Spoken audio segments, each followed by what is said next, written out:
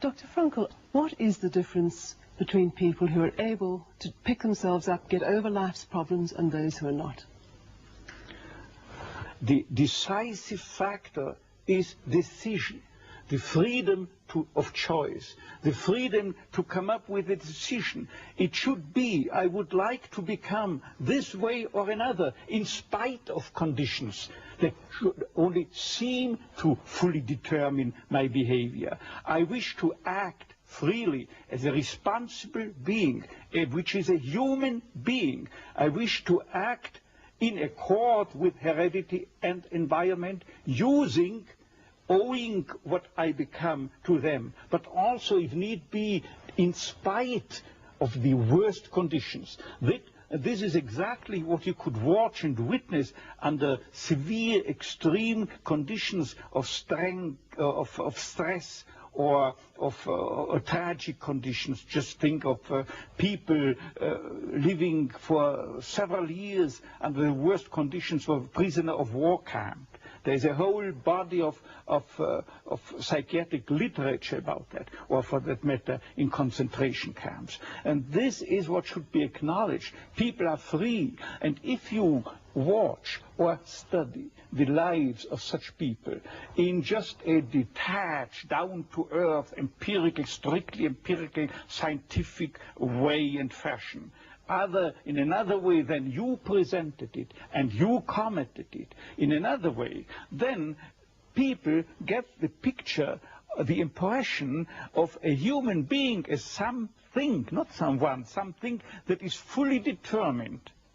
Whereas they don't recognize and acknowledge the freedom and the responsibility for themselves, the responsibility for making something or someone out of himself. So your basic philosophy is that life has meaning under all conditions, but how easy is it when there's a sense of hopelessness, a sense of despair, to recognize this meaning? Let me confront you with a somewhat strange definition of despair. As I'm used to proclaiming is that despair can be explained in terms of a mathematical equation. D, capital D, equals S minus M. What does it mean? Despair is suffering without meaning. As long as an individual cannot see any meaning in his or her despair, he or she will certainly be prone to, in its suffering, I wanted to say, no meaning in the suffering, he or she will certainly be prone to despair and, under certain conditions, to suicide. But at the moment they can see a meaning in their suffering, they can mold it into an achievement, they can mold their predicament into an accomplishment on the human level. They can turn their tragedies into a personal triumph. But they must know for what. What should I do with it? But if people, like so many segments of present-day society and population, cannot find any meaning whatsoever in their lives, cannot see anything meaningful, they more often than not have something to live by, or say at least enough to live by. They cannot see anything to live for. What is the answer to the question, why me? Why did this happen to me? The answer to such a question is nothing that a psychiatrist or any other type of a scientist can come up. But I would not share the opinion of, say, Jean-Paul Sartre, who said we have to accept and to shoulder courageously, heroically, the absolute meaninglessness of our lives. But what I think is rather that what we have to accept is the incapacity of our humanness, the incapacity to recognize the ultimate meaning in intellectual or merely rational terms. This is the only thing we have to accept.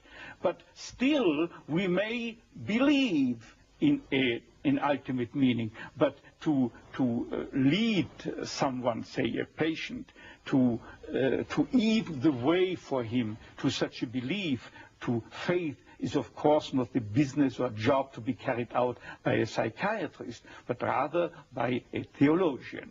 Tell me, to what extent do you feel we have choices in the things that befall us? Our freedom is a finite freedom, a limited freedom. That is to say, a human being is never fully free from conditions, be they of biological or psychological or sociological kind. But the ultimate freedom is always and remains always reserved to ourselves. That is the freedom to take a stand to whatever conditions might confront us. How we react to the unchangeable conditions is up to ourselves. In other words, if we cannot change the situation, we have always the last freedom to change our attitude to that situation. Dr. Frankl, give me an example of meaning that can be taken out of a situation of despair. I once received a letter from a young Texan student who told me his own story. At the age of 17 years, he had an accident when indulging to his diving sport. And from that time on, he was paralyzed from the neck down. And he wrote to me, "I broke my neck, but it did not break me. I am at present helpless, and this handicap will remain with myself apparently forever. But I have not given up my studies. I want, because of my own helplessness, to help other people. I want to become a psychologist, to help others. And I'm sure," he wrote to me, "that my suffering will add an essential contribution to my ability to understand others and to help other people." This man, three years later, was invited by me to deliver a lecture, to read a paper at the 3rd World Congress of Logotherapy taking place at the University of Regensburg in West Germany. He was brought in and with his wheelchair by a plane from Texas to West Germany and delivered a lecture under the title, "The Defiant Power of the Human Spirit." The last sentence read, "I know that this is true because that man was me." For a quarter of a century, I had the honor to be the director of a neurological department at a general hospital. And believe me, throughout that time, I had ample opportunities to watch and witness how even young people could master their fate. Young girls, for instance, that had danced a weekend before in a disco, then were paralyzed due to a brain tumor or a tumor of the spinal cord, a neoplasm of the spinal cord. Or how young men who the last weekend still were skiing in the Austrian Alps or driving their Yamaha motorcycle, could no longer move a leg. And I've seen people who were amputated. All 4 extremities had to be taken away due a certain case, what I have in mind, due a high voltage electric accident. And I know that one told his former nurse from the hospital, he wrote to her a letter, before this terrible accident, I was bored, always bored and always drunk. And since my accident, I know what it means to be happy, imagine, with no extremities.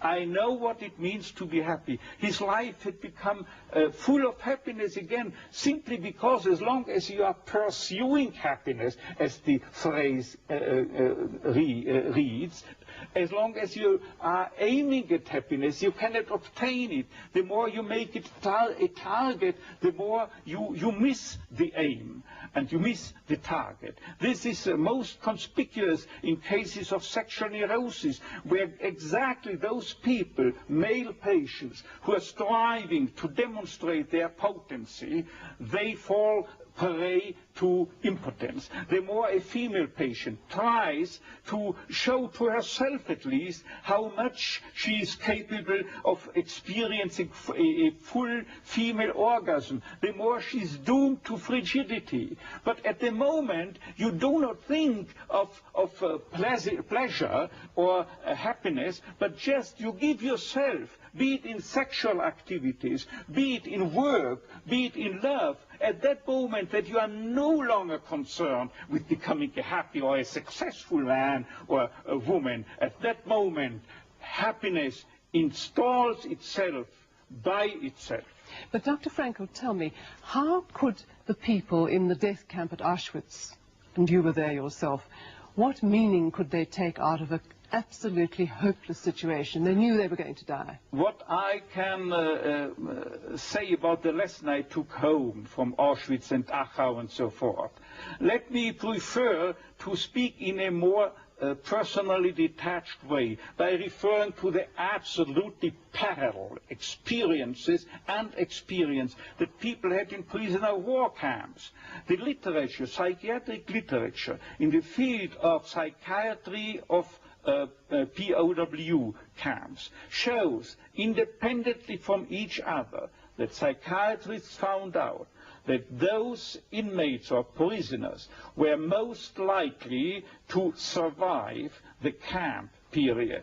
Those, I say, who were orientated toward a future, orientated for becoming free again in the future, and most importantly, oriented to a meaning that they had to fulfill in the future, a task that they had to complete in the future, and or to be reunited with their beloved people in the future again. Let me just recount an incident that happened to me in one of my own concentration camps. I was confronted within a couple of days with 2 people, 2 comrades, the one of whom I knew that they are prone to suicide. Now what happened? I asked both why they wished to commit suicide, to take their lives, and without knowing, independently from one another, they told me, see doctor, I've nothing to expect from my life anymore. And you know what I improvisingly asked them? Now listen, isn't it conceivable that instead life expects something from you? And then it turned out that one of them was expected by his own daughter, whom he loved above all. In the United States, she had already succeeded in emigrating. And the other then frankly told me and confessed that there was a series of books that he had written and or edited in the field of geography, it was, as far as I remember, and he wanted to complete this series of books. And at that moment there was something like a Copernican reversal. Suddenly the scenery had turned 180 degrees around. Suddenly they saw they have to do something for the world. and not waiting until the judgment is issued, death or survival. But these very people had the highest chances to survive under equal circumstances, of course. What I mean is that millions had to die in the concentration camps, particularly in Auschwitz, as you might know, and millions and hundred thousands of them were certainly oriented toward a meaning, if for no other meaning, in religious terms. And they had to die, as they would have said, Kiddush Hashem, for the glorification of God, out of their own beliefs in the gas chambers.